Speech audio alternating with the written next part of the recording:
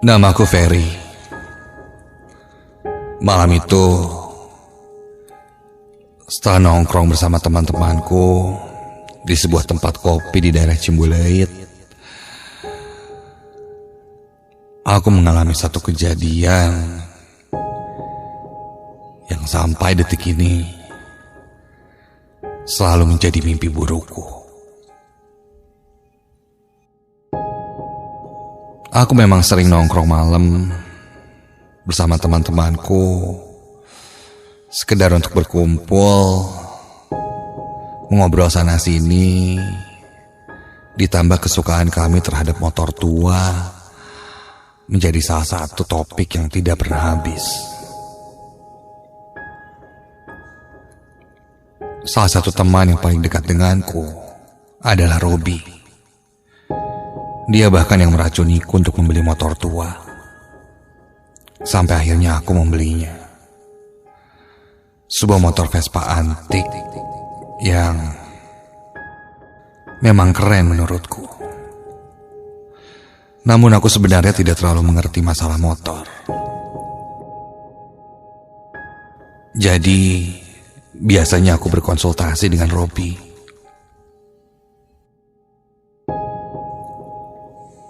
Setelah ngobrol ini itu, sekitar jam 11 malam lebih, aku memutuskan untuk pulang.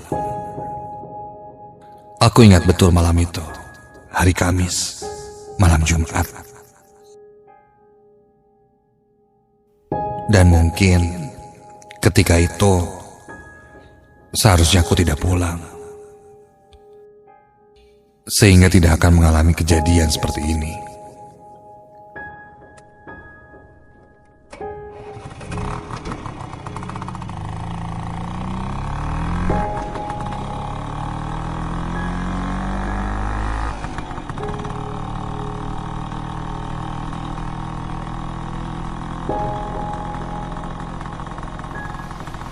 Kulajukan motor Vespaku di jalanan Bandung yang sudah mulai sepi. Biasanya sih, jam segini masih banyak kendaraan yang berlalu lalang. Tapi tidak malam itu. Mungkin tadi baru hujan cukup besar pikirku. Jadi orang malas keluar rumah.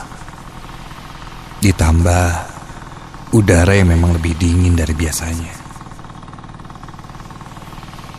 Dari Cimbuleuit tempatku ngopi, aku pun turun ke daerah Cihampelas dan berbelok ke jembatan Pasupati.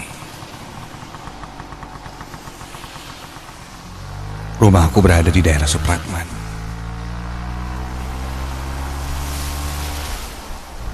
Awalnya tidak ada yang aneh saat motorku mulai menaiki jembatan Pasupati. Sampai ketika motorku tiba di atas jembatan.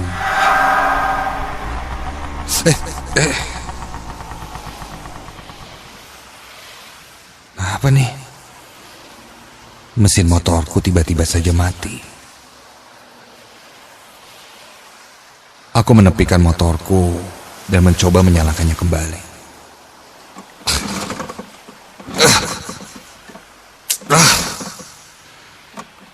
Tetap tidak menyala.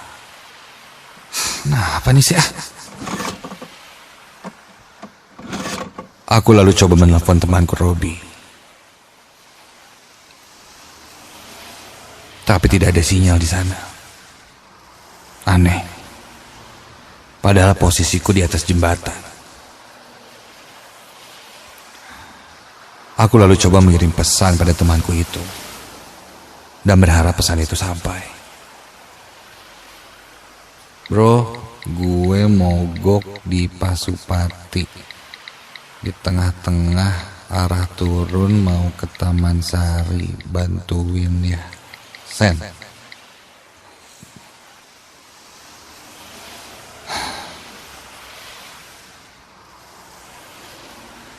Setelah itu aku pun coba kembali ke motorku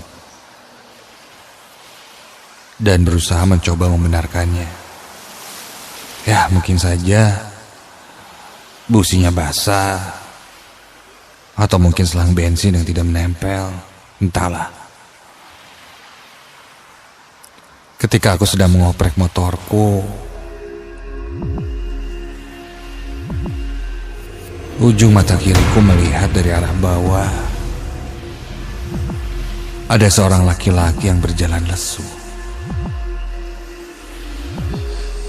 Aku lalu melihat ke arahnya. Lelaki itu memakai baju kemeja berwarna gelap dan celana hitam, serta memakai sandal. Lelaki itu berjalan dengan tatapan kosong dan melewatiku begitu saja.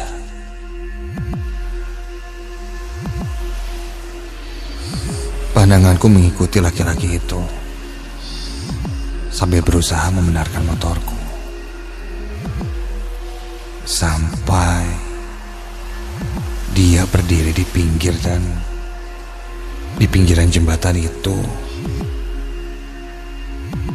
Kedua tangannya memegang besi pembatas jembatan dan kepalanya melongok menatap ke arah bawah.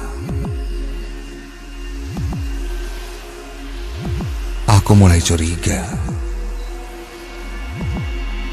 Dan Hei, Kang, jangan, Kang, hai.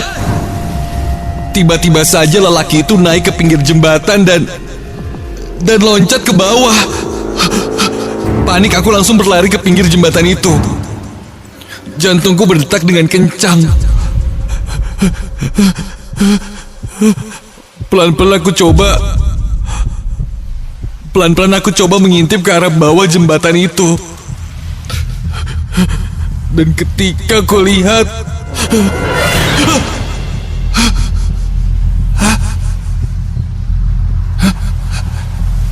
tidak ada apa-apa. Tidak ada tubuh pria itu. Lalu yang kulihat tadi apa? Siapa? Kakiku lemas ketika tahu bahwa tidak ada yang loncat ke bawah. Di tengah kebingungan itu, tiba-tiba ada yang menepukku dari belakang. Kupikir mungkin itu Robi, temanku. Namun ketika aku berbalik, astaga! Berdiri seorang laki-laki dengan wajah hancur tepat di belakangku. Satu matanya terlihat hampir keluar dan dia hanya berdiam menatapku.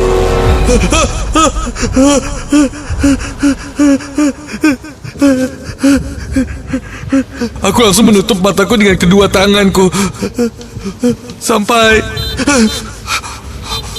terdengar suara klakson motor. Dan ketika kulihat, ternyata itu temanku Robi. Untunglah pesanku sampai pada Robi.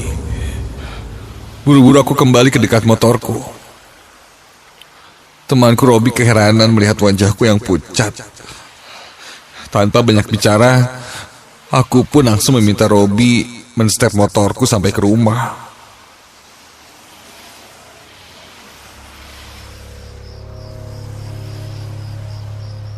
Singkat cerita, sampailah kami di rumah. Setelah mulai tenang, aku pun menceritakan kejadian yang kualami. Robi cukup kaget mendengarnya. Dia menambahkan, dia pun beberapa kali jika pulang malam melewati jembatan itu, kadang melihat ada orang yang berjalan kaki di tepian jembatan. Di tengah-tengah jembatan, atau mungkin di arah turun atau naik. Berjalan sendirian, tanpa kendaraan apapun.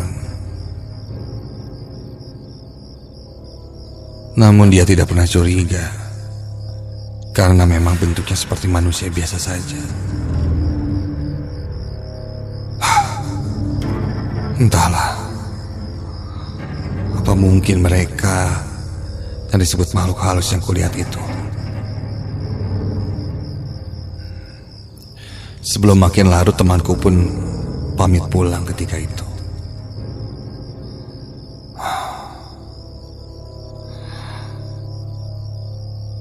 Aku pun beranjak ke kamarku.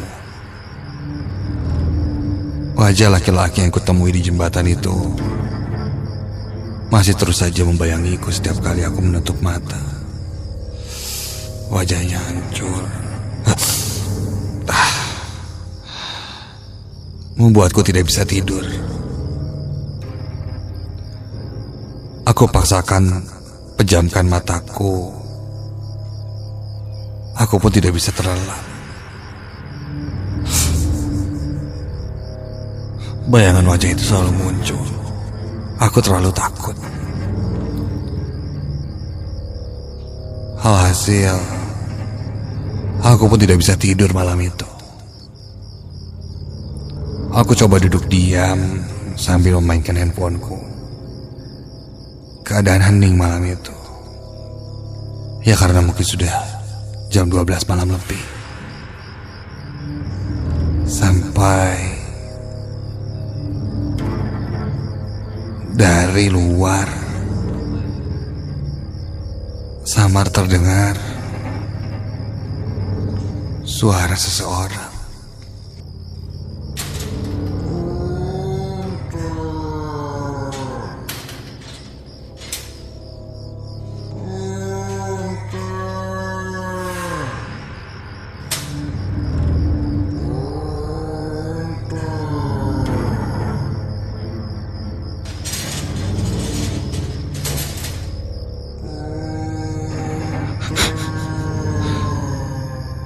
Masa iya ada yang namun jam segini? Penasaran, aku pun langsung bangkit dan menuju ke pintu depan. Ku intip dari gorden. Memang terlihat ada yang berdiri di depan pagar rumah. Siapa ya? Ingin aku bangunkan ayah, tapi sudahlah. Aku pun membuka pintu, dan ketika aku keluar,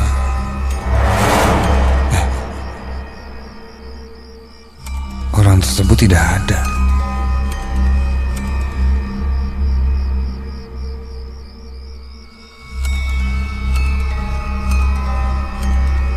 Kok?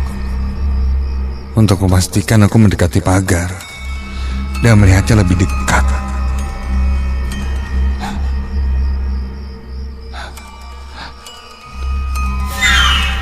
Tidak ada siapa-siapa di sana. Seketika bulu kuduku berdiri. Aduh, gak bener nih. Aku langsung lari masuk ke dalam rumah. Namun belum sempat sampai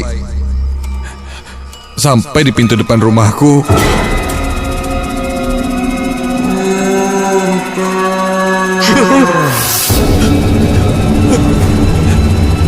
dari arah sisi kiriku, di halaman rumah ada sosok laki-laki yang berdiri.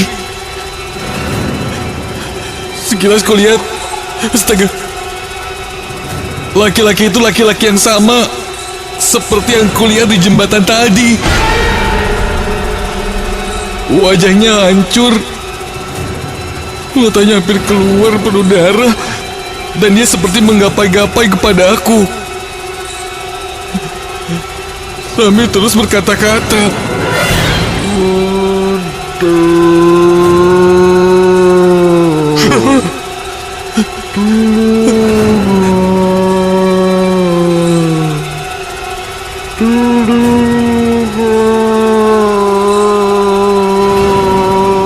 Seakan meminta tolong kepada aku.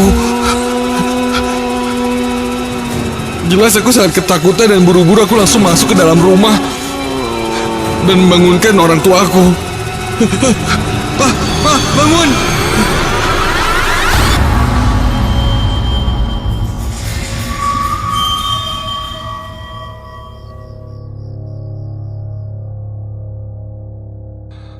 Orang tuaku pun terbangun. Dan kami kembali mengeceknya bersama-sama di halaman. Dan sudah pasti tidak ada apa-apa di halamanku itu.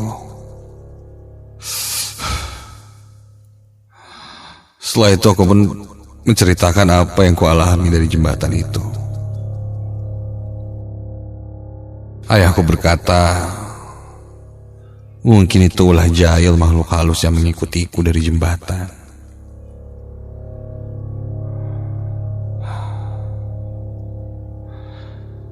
Ayahku menyuruhku mengambil air wudhu dan berdoa. Mungkin juga katanya bisa jadi ada beberapa arwah yang ingin disempurnakan. Apa salahnya kita mengirimkan doa untuk mereka? Begitu pungkas ayahku. Setelah mengambil air wudhu dan berdoa, aku pun mulai tenang. Apa yang kualami malam itu mungkin terjadi dan bahkan bisa terjadi pada kamu yang sedang mendengarkan malam ini. Berhati-hatilah jika melewati jembatan itu.